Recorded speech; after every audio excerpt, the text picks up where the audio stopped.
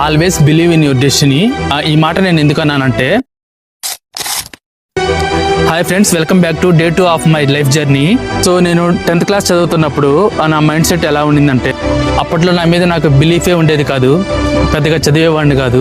ఎందుకంటే నేను 10th class చదువుతున్నప్పుడు నేను చాలా నెగిటివ్ మైండ్ సెట్తో ఉండేవాడిని. అప్పట్లో నాకు ఈ స్కూల్కి వెళ్ళడం రావడం అనేది కూడా నాకు పెద్దగా ఇష్టం ఉండేది కాదు. నాకు ఎంత పెద్ద నెగిటివ్ మైండ్ సెట్ ఉండేదంటే, అప్పట్లో నేను ఆటో కొనుక్కొని ఆటో డ్రైవర్ అవదామని కూడా పెద్ద గోల్ ఉండేది నాకు. మొత్తానికి 10th క్లాస్ అయితే ఫస్ట్ క్లాస్లో అయితే పాస్ అయిపోయాను. సో 10th క్లాస్ అయిపోయిన తర్వాత ఇంటర్ జాయిన్ అవ్వాలి కదా. అప్పుడు నేను మా నాన్నకి వెళ్ళి నాకు మ్యాథ్స్ పెద్దగా రాదు, నేను సిఈసి గ్రూప్ తీసుకుంటానని కూడా చెప్పాను. సో ఆ మాట విన్నాక మా నాన్న ఒకే మాట అన్నారు, చదివితే ఎంపీసీ చదువు, లేకపోతే 50 గొర్రెలు పట్టిస్తాను, దాన్ని మేపుకొని బతుకు అన్నాడు. సో ఇంకా మనం చేసేది ఏమి లేక మొత్తానికైతే ఎంపీసీ గ్రూప్ అయితే తీసుకున్నాను. మొత్తానికి కష్టపడి ఆ ఎంపీసీ కూడా ఫస్ట్ క్లాస్లో అయితే పాస్ అయిపోయాను. దాని తర్వాత డిగ్రీ జాయిన్ అవుతానని మా నాన్నని చాలా రోజులు కన్విన్స్ చేశాను. దానికి మా నాన్న అసలు ఒప్పుకోలేదు. ఎందుకంటే మాది పక్క విలేజ్ అని చెప్పాను కదా.